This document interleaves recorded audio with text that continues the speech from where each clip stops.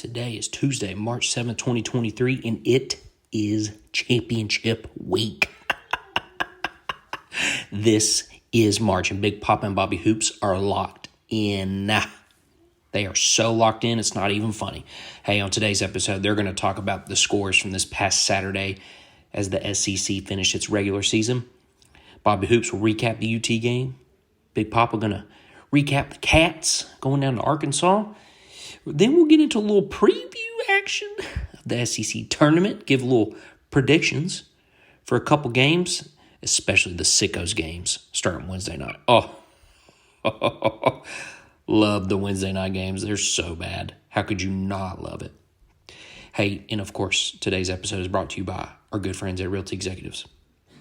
Look, I can spend a bunch of time telling you about Realty Executives, but you've heard me talk about them before. So let's just cut to the chase. When you call Rob Logan or Austin White, they will get the job done for you and make you feel like the hero that you deserve to feel. So don't waste your time. Go ahead and call Rob today at 301-910-1136 in Austin at 865-719-2724. Ladies and gentlemen, let's ride.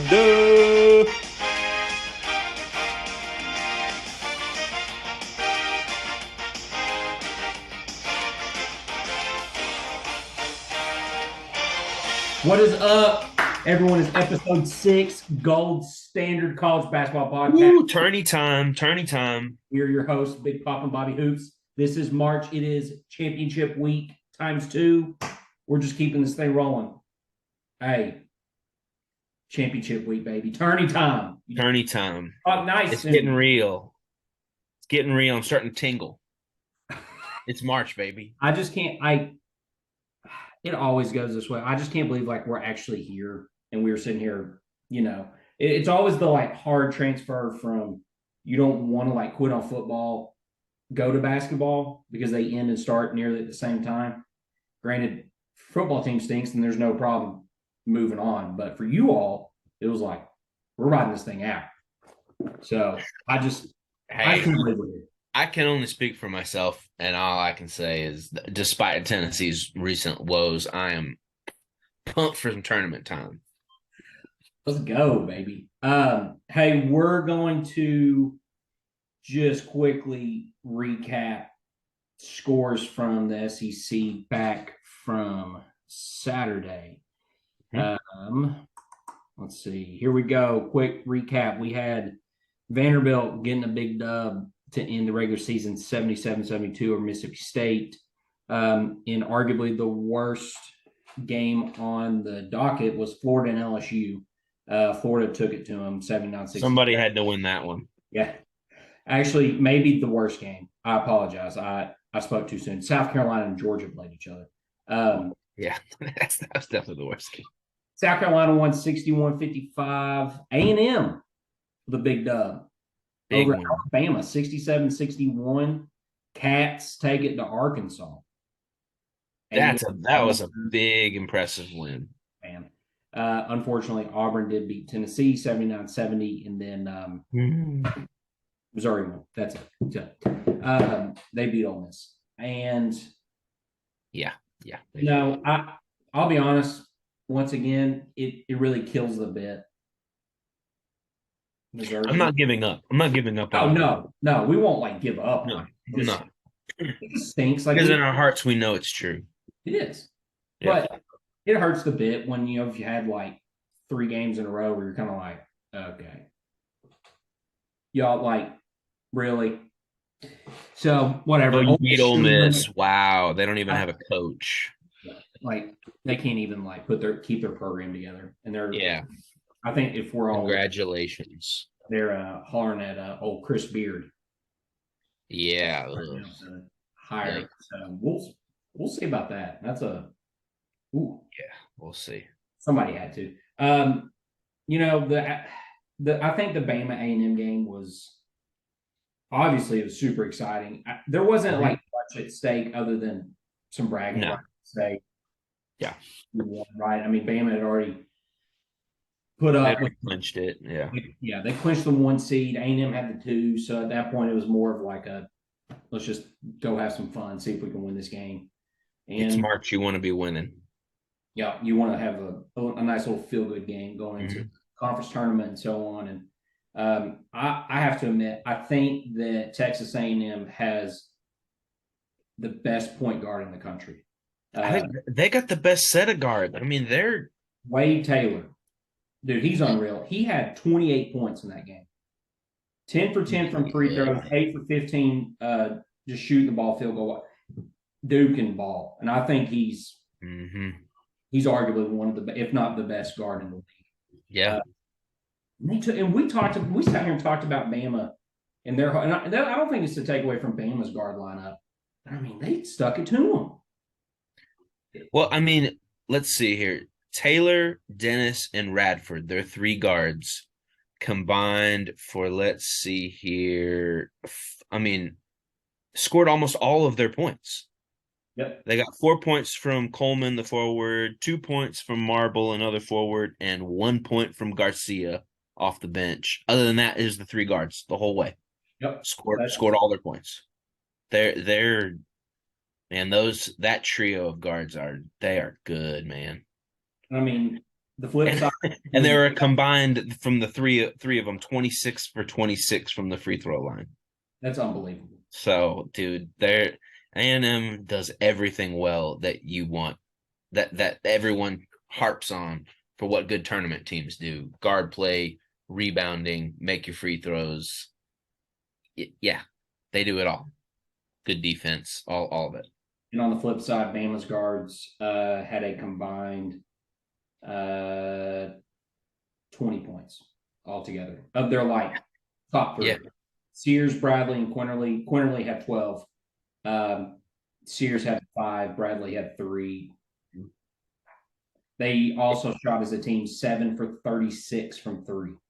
And that's a philosophy thing. And I think if anybody watches college basketball, Bama, they live and die by that. And I'm not even saying this necessarily wrong, just because of the way the game is moved to be a statistically 3 points and then close to the basket shots. So anything layups, threes, and free throws. That's the money. That's where you're gonna make it. But man, if you ain't hitting, yeah, I mean, it is a total. They're the textbook. You live and die by the three, and to hold Bama to 61 that's impressive, and held Brandon Miller to under 20. They made him he still had 19, but it was a hard 19. He was 7 of 23 from the floor, 2 of 12 from 3. He didn't get a lot of free throws. A&M made him work for it. 100%. So I mean, I think A&M. If I'm an A&M fan, I'm feeling as good as any. Probably the best heading into the SEC tournament than of any other team right now. They're playing easy. They've been on fire for about a month and a half, 2 months now. You're definitely going bananas for A&M right now if you're an A&M. Yeah. Other than that, that's kind of it. All the other games kind of were what they were, but we're going to touch on real quick the Tennessee and Kentucky games. Bobby Hoops, your quick recap of the Tennessee Auburn game. Well, I mean, there were a few things to like. I mean, I think as Tennessee fans, we were all, what is this team going to look like without Zakai Ziegler? Obviously, when we lost him early in the Arkansas game, they still pulled it together and played great and beat Arkansas soundly. But, you're on the road this time. Tennessee hasn't won a road game since January. How are we going to look? And there were a few positives I can, point. I mean, Gscbb played maybe his best game of the season, at least most inspired. He led the way with 21, hit 5 big threes, and he played great. We had 13 big points from Tyreek Key, which is who I mentioned last time as someone who we absolutely need to step up. He has the ability to score, and he did in this game. 13 points off the bench was big. But man, I know it was a game where we were in it with Auburn for most of the time, and that's a tough place to play. But we just the fear of going ice cold from offense is always there with this team, and we went ice cold when the game, once we got under the 8-minute timeout, we barely scored again after that, and it just felt like one of those games because Josiah James was 4 of 12, Julian Phillips 2 of 5. Those two were to me the most frustrating part of the game. I mean, without Zakai, we need those two to be aggressive and takes, what I want is them to get to the hole, and they're big, strong guys. Josiah didn't take any free throws in this game. Shot poorly from the field. We just went ice cold when the game mattered most. And Auburn, I mean, Wendell Green Jr. cannot graduate and get away from Auburn soon enough for me. That guy haunts me. He is so good, was so unafraid. There were I think I counted at least 3 times in the second half where, and kudos to Auburn, they played great in this game. But at least 3 times in this game, Wendell Green got a switch to get either Adu or Kamwa, or get one of the bigs out on him, and he drew him out beyond the 3-point line and blew by him for layups, for and ones. I mean, he had 24 points in the game, 8 of 14 from the floor. Wendell Green was fantastic, and Broom, the big man, I mean, he drew a ton of fouls, 17 points, grabbed about 7 rebounds. Auburn played great, and we just fell completely flat down the line under 7 minutes when this was such a back and forth game. Auburn, for their ups and downs this year, they're a team that can be very dangerous when they're playing good, and it's just frustrating. Once again, this team is just. I am shocked that we've had a pretty high ranking for a while now, and I know we've had a lot of good wins earlier in the season too, but man, I do not feel good about this team going into the tournament, going into the big March Madness tournament. I just think offensively we are so limited. And for as much as everybody,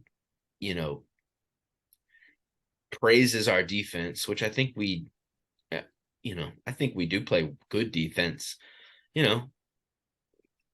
Auburn pretty much put 80 on us. And that's like nothing seems to be going our way lately. And I just don't think this team offensively is good enough to hack it. I really don't feel good about us right now. There you go. So that was awfully cheerful, wasn't it? Not a fun recap. It also doesn't help when at least you personally, your favorite dude goes down, gets hurt. Yeah, an instrumental part to making the offense run. I think we've jokingly used the term. He's the straw that stirs the drink. Yeah, he moves the ball. It really helped, obviously, when you get Triple J and Julian Phillips back normal for guys coming off injury to kind of get your mojo back in sync. As though a rhythm was established when they're out, so they come back in. You kind of have to reestablish things. Oh, boom! Now all of a sudden you're starting point guards out. So now you're like, now we got to hit reset button again. Oh, yeah. By the way, the conference tournament starts in less. So we lost. We dropped out of the top 4, so we play in the second round of games now. We lose the double bye, which I don't know how big of a deal that is. It just feels like it's just evidence of what's going on. I mean, we were the best, or about the second best team in the SEC for most of the season, and to drop as far as we did, as late as we did in the season, is just doesn't give you a lot of warm fuzzy feelings about this team going forward. Sure. Understandably so. The other game was the Kentucky-Arkansas game. Like I said, Cats went down. They win 88-79. My boy, Big Tone, a.k.a. Big Tone. Gimme Buffett. 37 points. 37 points, like Woo. it was nothing, baby. Hey, the other little don't miss me action was my boy Jacob Toppin going off for 21 points, just quietly. No big deal. Little 21-point action. Funny thing was, Oscar had 12 points and 13 rebounds. I don't think he had a bucket in the second half. All 12 points were in the first half. Well, should he have been playing in the second half? Yeah. He got a little scrappy in that game. I've never seen Oscar throw an elbow before. My quick comment was, my quick thought, if you're an Arkansas fan, I totally get it. Sure. I totally get that you're like, he should have been thrown out of the game. Understandable. For me, I'm like, he literally got shoved before he threw his elbow into it. Fair. My thing, okay, but I wanted to say, like, Oscar, even if you get shoved, you can't do that. Sure. You can't do that. But I'm kind of like, I mean, hey, you know what? You can say, if you're an Arkansas fan, Oscar didn't beat you. Nope. Wasn't Oscar. You just the sixth man of the, well, I guess co-sixth man. Yeah. You should have won outright. But your co-sixth man of the year took you off the bounce and just clapped y'all bad. I mean, Tone he's a microwave scorer. We saw him go 4-17 against Vanderbilt, and you're like, Jesus, I love him, but maybe he like off night, or he doesn't need to be the scorer, and then all of a sudden he goes for 37, and you're like, yeah, he's the best scorer we have off night. You kind of live and die by it. Man, I said it a little bit more optimistic than I normally go, and maybe I was just like fake dreaming in my head of like, maybe they can go to Arkansas and do it, even though deep down I was like, this is a terrible matchup for us. Bud Walton Arena is a tough place to play. 100%. Doesn't matter who you are. And they gutted and figured it out. And I will say, I will give Cal all the credit for all of the criticisms and frustrations I have with coaching, lineup switches, who has the ball in their hands in the late shot clock or just late clock in general. He outcoached Musselman to a T. And it is so hilarious and frustrating because Musselman is a really good coach. He's a really good executive. I don't understand why he went away from the game plan that he had when they went up to Rupp and destroyed him. He went away from using his athleticism and just being like athletic, steal the ball, get up on them, guard them tight, all that. They went away from that and did more like, we're just going to play super physical and make you uncomfortable, which Kentucky has no problem doing. Like, Oscar is already a physical specimen as it is. Yeah. So you trying to move a brute force, like, that's not really going to do it. Like, all it did was like get him fired up and frustrated and want to play hard and all of his teammates. But it was almost like you focused so much on just making them more uncomfortable rather than doing the things you're really good at, which is be athletic, run up and down the floor.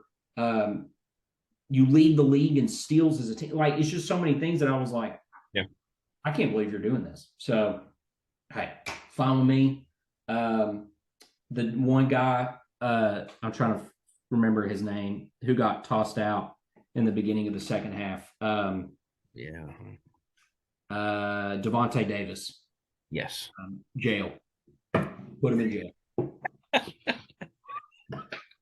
I actually don't know what he said the second time when he got to the bench after getting his first technical, which, by the way, if you go look at the play, he's literally just holding Antonio. Is clearly a foul. Yeah. So there's that. But then he freaks out and starts flailing, having this whole party. But while he's like on the bench, he says something verbally to a ref, which, from what I've heard, wasn't good. And I've been trying to find a video to see like what did he say, but whatever. All that. It was enough. It was enough to where he got tossed quickly. Magic word. So yeah, he got tossed. The Mitchell twins, they did nothing. Nothing. One twin had 0 points. The other guy had 2. Which, like, and again, the last matchup at Rupp, they like dominated Oscar. Like, at one point, like, one of them was chirping with the bench, like, y'all got nothing. So it just, again, all I have to say is very confusing about why they went away from their original game plan to do something different. But kudos to the Cats for storming down into Arkansas and getting a big dub on the road. It feels like weird to say that. Weird to say like a vintage Kentucky performance here, but like at least if you're looking at like the 2015 to 18, 19 Cats of like the ones who maybe stumbled early in the season, had a couple losses they shouldn't have had, but the talent wins out down the stretch, and they're figuring it out, and they're winning games, and they're going to be a scary team in the SEC tournament. I hope Tennessee doesn't run into them again. I genuinely hope they don't, because Kentucky's, they're playing good now, really good. Speaking of running into them, we'll just hop right into the next segment, which is our bigger what we're going to be leaning on for the next couple of days is the SEC tournament, baby. The only way Tennessee Kentucky would match up in the SEC tournament is literally in the finals. Like I said, I still don't feel good if that happens. Here's your top 4 seeds: Bama number 1, A&M number 2, Cats number 3, and then Missouri number 4. And then Tennessee comes in at the 5 seed, and then so on. We got Vanderbilt at 6. So yeah, all the top 4 seeds get double buys and don't play until Friday. The Sickos game, as I like to call it, starts tomorrow night, baby. Sickos basketball game. So if you love college basketball, you need to tune into tomorrow night, because we have Ole Miss in South Carolina and then LSU in Georgia. Those games are going to be terrible, but they will be awesome. Yeah, a beautiful disaster. Oh, just 2 massive dumpster fire games that you get to watch because your team's not playing, so you're not sweating anything. Mm-hmm. And it's just, you get to sit back and have take perverse joy in these 2 teams these 4 teams try to throw the ball through the hoop.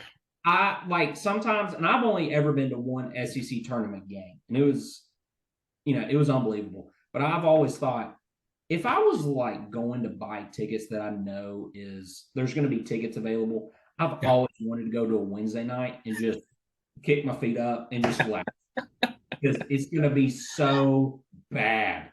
Oh yeah. Oh yeah. Got 2 rock fights here. Rock fights, putting it lightly. I mean, I'll who do you just quick, who do you think wins? It doesn't have to be based on anything. I guess I'll say Ole Miss probably. I mean, South Carolina is, why not? They're just they got that one guard who's pretty good, but yeah, GG. I guess I'm gonna say Ole Miss, and I guess I'll say LSU because Georgia, oh dear, they're very bad. Very, very bad. I'm gonna say, I know LSU's the 14, dead last. I still say that they beat Georgia. I'm gonna say South Carolina wins because they have GG. Okay. I will also agree that LSU beats Georgia. Georgia, and I know we've had our run-ins with Georgia, whatever. They're bad. I mean, hey, you got the football team, back-to-back champs. Sick them. Y'all, congratulations. Yeah. Then from there, the winner of the Ole Miss South Carolina game will go on to take on the Vols. How do you feel about at least a first-round matchup with either of those teams, regardless? I feel pretty confident. South Carolina by over 80 points. Yeah. So I feel pretty confident. Whoever we play, I mean, if we play South Carolina,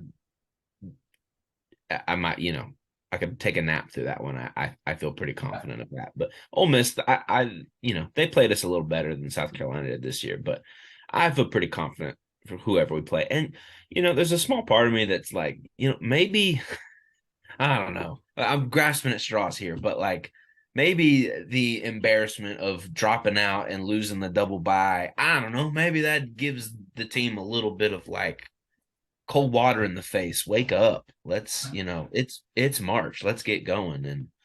And so I'd feel pretty confident with whoever we play. And then who I would especially feel confident in playing afterward would be Missouri. Yeah, you should. That game was handled. Come on. What a fluke. Like, of all teams and of all games. Anyhow, I think that should be a easy handle. Worst case scenario, Tennessee, Missouri land against each other playing on Friday. Tennessee wins by, I don't know, 5 or 6. Just get done, get out. maybe. I don't know. There's something to be said, I think, and I know we'll go in a little more of the SEC tournament. Do you feel like who in this tournament like needs to win this or have a really good showing? I mean, you've got Bama, A&M, Kentucky, Tennessee. I guess you could probably throw Missouri in there too. Of like they're safely, comfortably in the big dance, regardless of what happens here. Yeah, I think there's 2. I think it's Auburn and Mississippi State. Yeah, I agree. They both Vanderbilt. I don't know. I think Vanderbilt's like gotten themselves into a mild conversation of like, y'all playing hot. Like, Sure. I'm good. If Vanderbilt somehow made it to the finals, I think then they have a legitimate conversation and shot at making it into the tournament. But if we're just talking teams that for probably the last month have basically been living on the bubble, that's like State and Auburn. They both have to at least make it. Mm-hmm. I mean, I'm thinking minimum semifinals. Yeah. So both have to win at least 2 games. Yeah. Because they both play Thursday. Mm-hmm.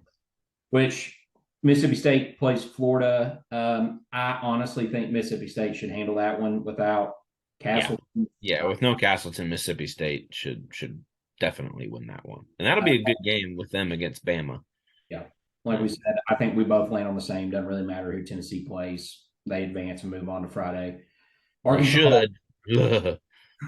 That's like you should. Yeah, should. You're gonna sweat a little bit. I can't say they're gonna, but they should. Real quick, Arkansas, Auburn. That'll be another good one.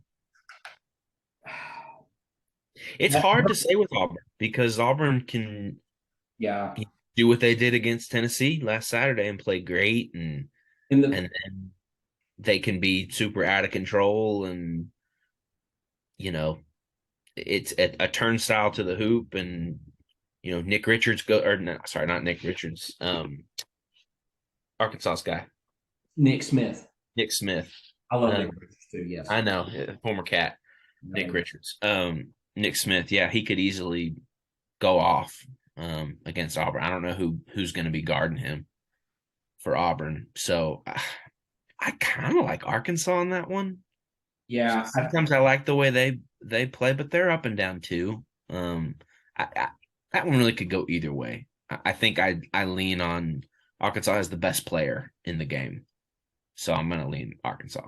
I agree. I would pick Arkansas and will only because I think that their ceiling is higher when it comes to how good their athleticism is and how deep. Like all of their freshmen are just freak athletes. Yeah. High level defense. They're long, lanky. If I was betting, I would put it on Arkansas. So I think we're both saying Arkansas moves on to play A&M. Vanderbilt. We both said LSU. I probably lean towards Vandy in that one just because. Yeah. I'm like 70% Vandy. Yeah, I think it's fair. They should win.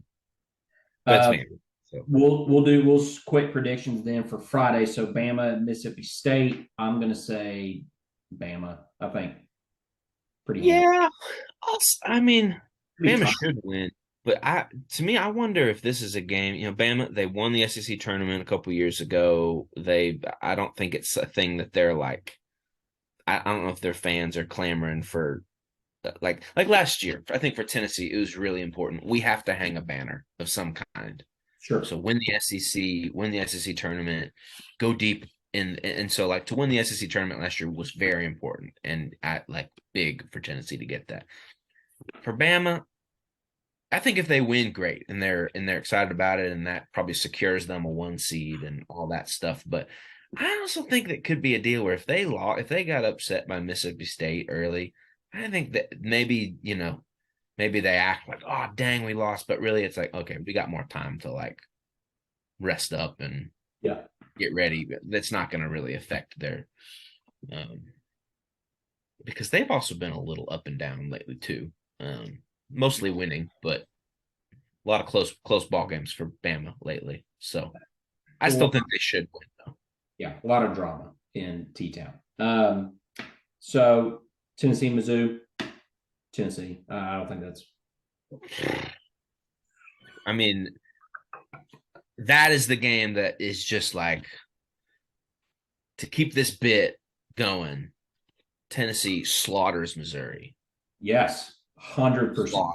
If there was a mercy rule, it would be in effect. If that's the one game that Tennessee literally has their best offensive output, it's that game right there. That game, yes. A&M and Arkansas. A&M. Yeah. I mean, spoiler alert for me, I have A&M winning this tournament. I just think they're playing the best. I think that they are scary good. Cats and Vandy. I'm going to say Kentucky. Problem, and I think this all kind of hinders on if Kaysen plays.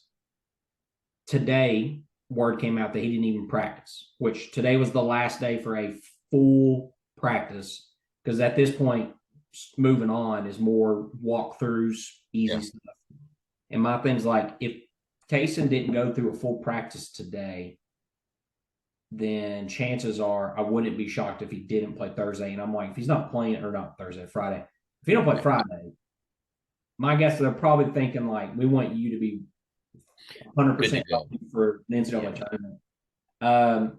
So if they beat Vandy, they're going to run into A&M, which if you don't have Kaysen, I don't know. I think at that point it gets harder to go against a team like A&M who's more complete, like we were just talking about their guard play and stuff. I think it'd just be really hard to figure out. So, but that's at least our predictions and thoughts on the first 2 rounds and going into the quarterfinals. I cannot wait for tomorrow. The Sickos games. Oh, so good. Hey, real quick, don't forget, guys, on the next episode, we will talk about our dog of the week. Submit your application or your submissions for that. I'm just going to let y'all know up front. I'm probably submitting myself. So good luck trying to compete. It is Big Papa's 31st birthday on Friday. So I'm going to be on my absolute biggest birthday behavior. He's going to be barking. Oh, I'm hooting and hollering. Find me on the golf course, like all over socials, baby. I'm going to be an absolute madman. If you have any mailbag questions, hit us up. And then we wanted to let y'all know, just because a couple of y'all reached out, if you are a beginner of some sorts when it comes to, hey, I like basketball, I've watched, maybe you've never really had a team you pull for, but you just kind of dabble and watch a little bit because your buddies have a team, so you've watched games with them. But you're just like, I just want somebody to explain basic X's and O's, or what are things I should look for in a basketball game setting. Yeah. We've had a friend who's a loyal listener say, I know you're supposed to dribble and I know the ball's supposed to go through the cylinder. And other than that, I don't know much. And maybe we should go into that. We have very colorful experience when it comes to our own basketball playing days. Right. But we thought it would be a good idea. Sorry, what?